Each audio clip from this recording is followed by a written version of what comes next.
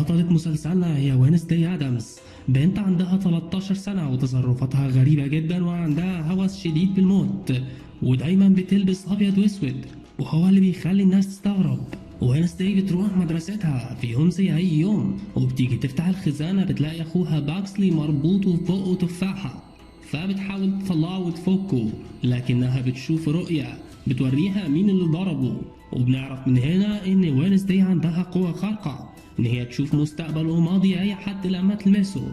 وينسداي بتروح على المكان اللي فيه حمام السباحة اللي فيه متنمرين، وبيبقى معاها شنطتين فيهم اسماك بيرانا اكلة لحوم البشر، بتسيبهم في المياه كأنهم شيء عادي، وبيبدأوا يهاجموا المتنمرين، والمتنمرين بيحاولوا يجروا لكن الأسماك بتعضهم وبتبقى هتقتلهم. لما أهل وينسداي بيسمعوا عن اللي حصل بيضطروا ياخدوها لمدرسة تانية خاصة، المدرسة اسمها نيفر مور، والمدرسة دي لأصحاب القوات الخاصة زي وينسداي. وفي الوقت ده بيكون في مسافر بيتفسح عند الغابات اللي جنب مدرسة نيفر مور، ولكن بيطلع عليه وحش بيهاجمه ويخلص عليه. بعدين مأمور المدينة بيوصل وبيشوف الجسم المتشوه ده، وبيبدأ يفحص المنطقة يشوف أي حد موجود، وبيوضح لصاحبه إن الجريمة الشنعاء اللي حصلت دي مش أول مرة تحصل. بعدين وينسداي بتوصل لمدرسة نيفر مور وبتقابل ناظرة المدرسة لاريسا، وبتعرفها على شريكتها في الغرفة إينيد المستذئبة. وبيتضح ان إينيد عكس وينسداي خالص، لانها بتحب الالوان على عكس الكآبة اللي بتحبها وينسداي. وبيبداوا يظبطوا الاوضه وبتبقى نصها ابيض واسود ونصها الوان.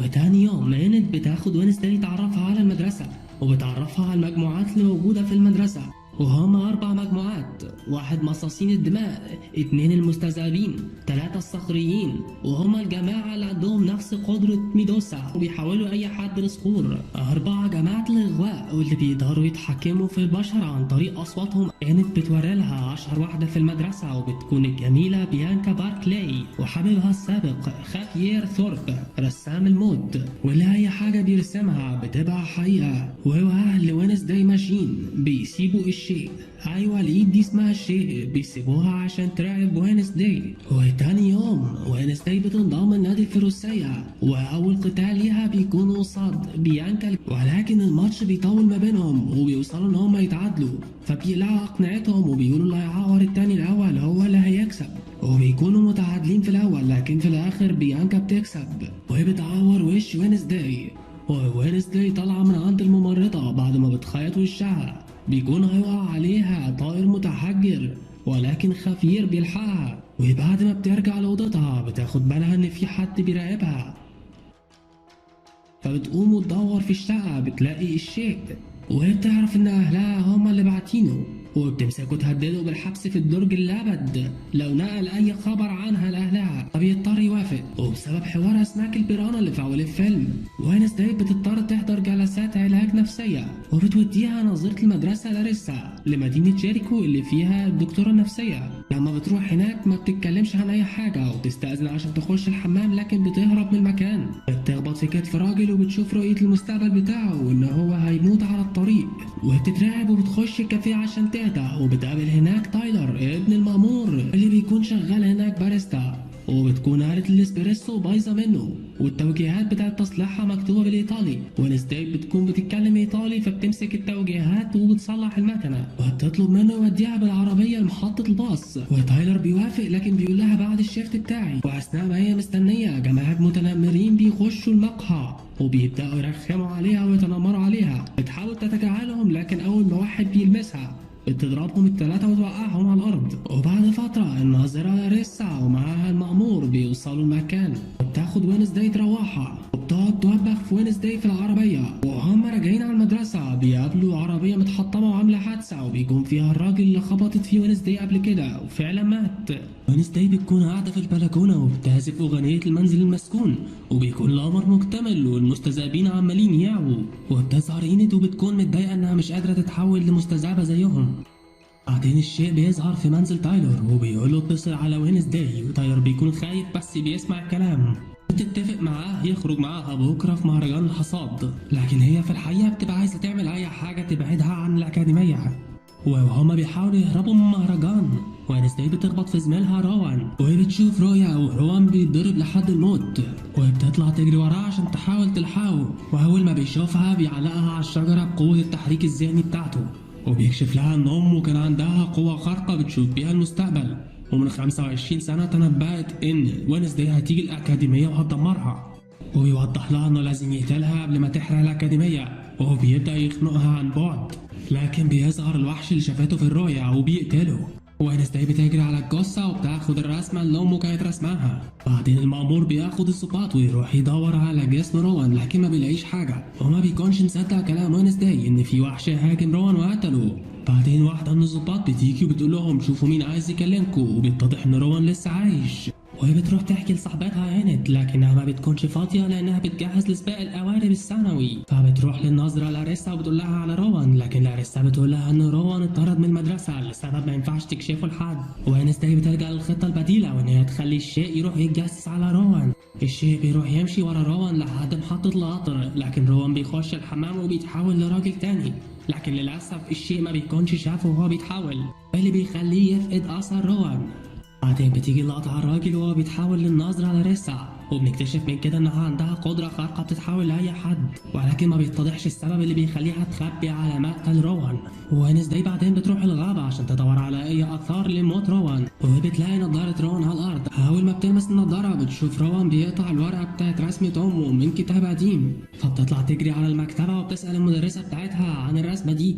المدرسة بتوضح لها ان الرسمة دي من كتاب بتاع جماعة ظلال الليل، لكن الجماعة دول خلاص اتفرقوا وما بقوش موجودين. وبعد المدرسة وينسداي بتروح أوضة روان وتفتش فيها، فبتلاقي إقناع، لكن بيدخل خافير شريك روان في الأوضة، وبعد شوية بتيجي صاحبته السابقة بيانكا وبتسمع خطتهم ان هما يعملوا خدع عشان يكسبوا هند في البطولة بتاعة السباق بتاعة القوارب. ولما بترجع اوضتها بتقول لهند وبتتفق معاها ان هي هتشارك معاها في البطولة هي كمان، وبتكون البطولة من غير قواعد، يعني مفيهاش حاجة اسمها غش او غيره، كله متاح. نظرة لاريسا بتوضح لهم القواعد، وان اول حد هيوصل لخط النهاية هو اللي هيكسب، بغض النظر عن الطرق اللي هيستخدمها عشان يعمل كده. واول ما السباق بيبدأ بيانكا بتشاور لصاحبها حوري البحر واللي بينط في المية عشان يبدأ يكسر القوارب بتاعت المتنافسين، وفعلا بيكسر أول قارب، لكن بيانكا وإند بيكونوا مستعدين للحوار ده، والشيء بيحبس حوري البحر في شبكة وبيمنعه إن هو يلمس القارب.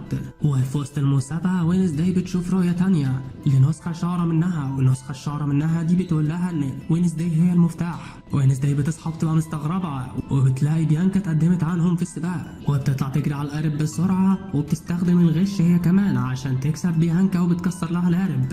وبتكون دي أول مرة من عشرات السنين فريق غير جماعة الإغواء بيكسبوا البطولة. بعدين الناظرة لاريسا بتدي الجايزة للفريق الكسبان، لكن وينسداي ما بتحبش التجمعات وبتروح تقعد عند تمثال قديم، وهي قاعدة على التمثال بتشوف في ايده كتاب عليه نفس العلامة بتاعة الكتاب اللي كان مع روان قبل ما يموت، وهي بتستنى لحد بالليل وبتيجي تحل الأحكيات اللي على التمثال. بتوصل لكلمة السر وهي إنها تفرقع بصباعها مرتين عند التمثال، وفعلا بيظهر لها ممر سري في أوضة غريبة. بتخش جوه وبتلاقي الكتاب اللي كان مع روان، لما بتفتش في الكتاب بتلاقي فعلا ناقص منه ورقة، ولكن وهي ماشية حد بيخطفها. وأول ما بتفوق بتلاقي بيانكا وخافير وناس تانية، بيتضح إن جماعة ظلال الليل أول ما تفككوا زمان الناظرة لاريسا جمعتهم تاني في السر. خافير بيدعو وينسداي للانضمام ليهم لكنها بترفض وتمشي. بعدين الناظرة لاريسا بتقول لهم إن ميعاد العمل التطوعي جه وإن هم هيروحوا عالم البشر العادي ويشتغلوا معاهم يختلطوا بيهم. ولما بيطلعوا برا المدرسة وينسداي بتقول لخافير إن روان مات، لكن ما بيكونش مصدقها وبيقول لها ده اتطرد بس. فبتطلع الكتاب وبتوريله الصورة اللي كانت مع روان وإنها كانت مقطوعة من الكتاب ده، وهو بيوضح لها إن اللي في الصورة ده مؤسس مدينة جيريكو جوزيف كراكستون. وينسداي بتقرر تتطوع في عالم الحجاج واللي فيه تاريخ جيريكو كله، وهناك بتقابل يوجين صاحبها من فصل رعاية نحل. بعدين بتيجي نيس أرلين وبتاخدهم لفة في المكان وبتكلمهم أكتر عن آثار جوزيف كراكستون، وبيتضح إن في المكان ده الكراسي والحلل وكل حاجة كانت بتستخدمها عائلة جوزيف النسخ الأصلية منها. وينسداي بتكون عايزة تتطوع هناك ولكن ميس هارلين بتوضح لها ان المكان بيتعمل له اعادة ترميم، وعشان كده بتضطر تشتغل في مكان بيع الكعك والحلوى للسكان المحليين والزوار. ولكن وينزداي ما بتسكتش وبتتسحب لأوضة عيلة كراكستون، وبتلاقي رسمة على الحيطة فيها البيت اللي شبهها الشارة، وبتلاقي الكتاب وبتبص فيه تلاقيه فاضي، وبتكتشف ان ده كتاب مزور مش الحقيقي. ميس هارلين بتوصل وتقفشها، لكن وينزداي ما بتترددش ان هي تسألها عن مكان النسخة الحقيقية. ميس هارلين بتقعد تتلعلق كده في الكلام، ولكن بتقول لها انه اتسرق الشهر اللي فات. بعدين وينزداي بتروح لتايلر وبتسأله عن جوزيف كراكستون. تايلر بيوضح لها ان كان في مكان تجمع العيلة موجود في الغابة، ولكن البقايا دي بقت خرابة بيروحوا يحششوا فيها ويناموا هناك المشردين. وبالليل وينزداي والشيء بيروحوا الغابة وبيقابلوا راجل مشرد هناك، وبيبقى مش عايز يمشي لكن الشيء بيخنقه، واللي بيخوف الراجل المشرد وبيخليه يمشي. فجأة بتيجي الوينزداي رؤية، ولكنها بتكون من الماضي البعيد من 400 سنة، وبتكون في واحدة واقفة في النص كده والناس عمالة تشتم فيها وتقول لها يا حفيدة الشيطان. بعدين جوزيف كراكستون بيظهر وبيندهها باسم جودي آدمز، وبيتهمها ان هي ساحرة ولازم تموت، وبياخدها للاسطبل، وبيكون مجمع هناك كل السحرة التانيين بما فيهم امها. ولكن جودي آدمز هي كمان بتتهمهم ان هم سرقوا ارضهم. جوزيف بيتعصب ويطلع بره ويبدأ يحرق في الاسطبل. جودي بتحاول تفك امها لكنها ما بتقدرش، وفي الاخر بتهرب من المكان عن طريق باب سري، وبتجري على وينزداي وبتقول لها اجري من هنا، جوزيف مش هيسيبنا غير ما يقتلنا كلنا. وبعد ما بتصحى بتحكي كل حاجة شافتها للشيء. بعدين بيظهر الوحش اللي قتل روان، ووينزداي بتطلع تجري وراه وتطارده لكنه بيختفي منها، وبتلاقي آثار أقدامه على الأرض اللي اتحولت بعد كده لآثار أقدام بني آدم. بعدين بتقابل خافير وبتحكي له على اللي حصل، وبيطلعوا يجروا عشان توري له آثار الأقدام، لكن ما بتلاقيش آثار أقدام هناك بسبب المطرة. وتاني يوم الصبح بيكونوا بيعملوا حفلة للتمثال الجديد بتاع جوزيف كراكستون، وبيبدأوا يعزفوا على الآلات بتاعتهم. ولكن الشيء بأوامر من وينزداي بيفجر المكان، وبيبان على وينزداي علامة السعادة والفرحة. بعدين النظرة لاريسا بتستدعي وينزداي وبتتهمها بان هي اللي عملت كده، لكن وينزداي بترفض كل التهم الموجهة ليها، وبتواجهها وبتقول لها انت عارفة الحقيقة بتاعت مدينة جيريكو وعارفة هي اتبنت ازاي. بعدين بتيجي لقطة على الراجل المشرد وهو بيتقتل من الوحش، وبيكون هناك كاميرا بتصوره، ولما الشريف بيوصل بيلاقي الكاميرا هناك وبياخد الكاميرا يحمض الصور اللي فيها، وبيظهر ان اللي في الصور وحش مولود من الكوابيس. بعدين وينزداي والشيء بيتسحبوا ويخشوا مشرحة مدينة جيريكو عشان يفحصوا جثة الراجل المتشرد، يمكن يلاقوا أي دليل يفيدهم في الجريمة. لكن فجأة المأمور والطبيب الشرعي بيخشوا المكان، ووينزداي والشيء بيطلعوا يجروا ويستخبوا، وبتسمعهم هما بيتكلموا عن القضية. والدكتور بيقول للمأمور شوف الرجل دي طاير منها صباعين يمكن تفيدك في التحيات. بعد ما المأمور بيمشي الدكتور بيلاحظ ان في درج عامل زي ما يكون مكسور، فبيروح يفتح الدرج بيلاقي جواه وينزداي عامله نفسها ميتة، ولكن شكلها بيبقى مقنع جدا فبيسيبها ويمشي. تاني يوم الطلبة بيبقوا قاعدين في الفصل وعمالين يتكلموا عن الحفلة الراقصة اللي جاية، وخافير بيدعو وينزداي انها تكون شريكته في الرقص لكنها بترفض، وبتمشي ورا خافير لحد استوديو الرسم بتاعه، وبتتسحب وتخش اول ما بيمشي وبتلاقي رسومات جوه شكل رسومات الوحش اللي هاجمهم، فبتاخد شويه من الرسومات دي معاها وتيجي تجري، لكنها بتلاقي خافير في وشها اللي بيفتكر انها كانت جايه عشان تدعوه للرقص وانها غيرت رايها، فبتمشي مع الطيار وبتقول له فعلا انا كنت جايه عشان كده، وبتاخد صور الوحش وتوديها للمأمور اللي بيتقارن بينها وبين صور الكاميرا وبيتاكد انه نفس الوحش، ولكن بيقول لها لو عايزه تشاركي في التحيات لازم تجيبي أدلة قاطعة مش دي بس، وبتوافق على كده. بعدين لوكاس المتنمر ابن العمدة بيروح يدعو إينيد للحفلة الراقصة وبتوافق، وفي الوقت ده تايلر بيدعو وينزداي للحفلة الراقصة لكنها بترفض وبتقوله معلش كلها أولويات.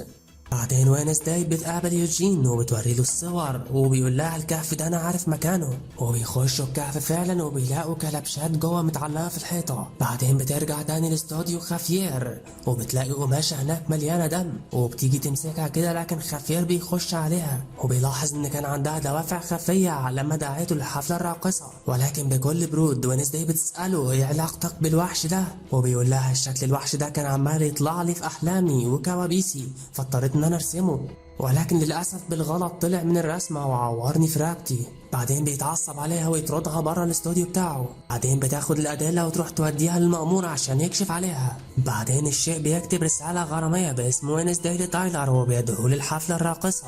ووينزداي بتكون بتستعد انها تروح الكهف تاني مع يوجين وتبحث عن أدلة تانية. وبتيجي تخرج من الباب بتكتشف ان تايلر في وشها وبيقول لها انت مش بعتيلي الجواب ده عشان اجي معاكي الحفلة الراقصة؟ الشيء بيوضح لها اللي حصل وبيعتذر لها ويقول لها انا جايب لك فستان اهو كاعتذار. وما بتشوفه فعلا بتغفر له. تايلر بيشوفها بالفستان بيقول لها ايه الجمال ده، لكن يوجين بيخش عليهم وبيقول لها ايه اللي بيحصل ده، احنا مش كنا رايحين الكهف؟ فبتقول له حصل تغيير في الخطط، هنروح بكره ما تروحش لوحدك. لكن بيعصى كلامها وبيروح الكهف لوحده. اما بيوصلوا الحفله خافير بيشوفهم وبيبقى متضايق وبيروح يكلم وينزداي ويقول لها انت ازاي مع تايلر، وبيقول لها ان تايلر كان متنمر وهو وابن العمده وناس تانية كسروا له الاستوديو بتاعه السنه اللي فاتت وضربوه. وبتروح تواجه تايلر بالكلام ده لكنه بيعتذر لها وبيقول لها انا ما بقتش زي كده خلاص انا اتغيرت. وبتقول له عادي مش مشكله، انا لو مكانك كنت عملت اكتر من كده.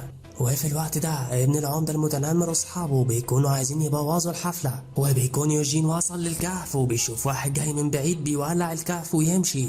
بعدين تايلر واصحابه بيفتحوا المرشات اللي بترش طلاء احمر والناس بتفتكروا دمه وبتطلع تجري لكنهم بيقعدوا يقعوا على الارض وهما بيقوموا. ووينزداي بتشوف رؤيا الوحش وهو بيهاجم يوجين فبتطلع تجري في الغابة وتروح الكهف عشان تلحق يوجين، لكن على ما بتوصل بيكون الوحش هاجمه وخلص. والمدرسة ميس سورنيل بتوصل وبتاخده بسرعة على المستشفى. وبعدين وينزداي بتكون بتبص في ملف ابوها الجنائي وبتقرا انه من 32 سنة كان في جريمة قتل. واللي بلغ عن الجريمة كانت الناظرة لاريسا لما شافت جسم ميت على الأرض وبصت فوق لقت جوميز واقف على السقالات وفي ايده سيف. بعدين الشرطة وصلت واخدته وهو ماشي مرتشة بتعترف له بحبها. وبعدين بنرجع للحاضر وبتكون الأهالي رايحين يزوروا ولادهم في المدرسة. بعدين ام يانت بتبقى فرحانة لما بتشوف بنتها، لكن الفرحة بتقلب لانتقادات كتير لما بتعرف انها لسه ما بتتحولش لمستذئبة. واهل وينزداي كمان بيقابلوها وبيطمنوا على حالها. وبنتعرف بعدين على جابرييل ام بيانكا. بعدين مورتيشا بتبص في الكتاب السنوي بتاع لاريسا وبتفتكر معاها الذكريات وبتقول لها فاكرة لما عملتي نفسك جودي جارلاند كان أدائك روعة. والناظرة لاريسا بتقول لها إن الدكتورة النفسية بتاعت وينزداي طالبة تعمل مع وينزداي وأهلها جلسة علاج نفسي جماعي. بعدين المأمور بيكون قاعد في كافيه وبيعمل مكالمة تليفونية بيسأل فيها عن تحليل DNA بتاع الأدلة اللي جابتها لوينزداي، ولكن بيتفاجئ لما بيعرف إن الطبيب الشرعي انتحر. وبعدين العيادة النفسية بتكون عيلة وينزداي قاعدين بيتكلموا ووينزداي بتفاجئهم وبتطلع صورة الملف الجنائي بتاع أبوها وبتقول له مين جاريت جيتس ده وقتلته ليه، ولكن أمها بتتنرفز وبتوبخها وبتقول لها دي قضية قديمة والتهم كلها سقطت من على أبوكي. بعد ما يطلعوا من العيادة وينزداي بتهدد أمها وبتقول لها أنا هدور أكتر في الحوار ده سواء أنا وافقتي أو لا. وفي الأثناء دي بيانكا بتكون قاعدة مع أمها جابرييل. أمها بتقول لها أنا دلوقتي في جروب اسمه أغنية الصباح، الجروب ده احنا عاملينه عشان خاطر نتلاعب بالبشر وناخد منهم فلوس، ولكن قدرتها على التحكم في البشر بدأت تضعف وعشان كده عايزة بيانكا تروح معاها. بيبان على بيانكا التردد لكن أمها بتقول لها أنا هفضحك وهعرف الناس إنك دخلتي الأكاديمية بالغش لو ما ساعدتنيش. وبعدين وينزداي بتروح تزور يوجين اللي بيكون في غيبوبة وبتقول له أنا آسفة إن أنا ملحقتكش. أم يوجين بتوصل وبتشكرها لأنها صاحبته لأن يوجين مالوش أي صحاب تانيين. وبعدين مأمور بيروح المشرحة بيلاقي الدكتور الجنائي سايب رسالة قبل ما يموت وبيقول في الرسالة إنه أكتر حاجة ندمان عليها إنه أخفى الدلائل بتاعة الجريمة اللي حصلت من 30 سنة. المأمور بيربط الأدلة ببعض وبيقول القضية دي أكيد بتاعة جوميز أبو وينزداي وإنه كده معاه الأدلة الكافية إنه يحبس بيها جوميز.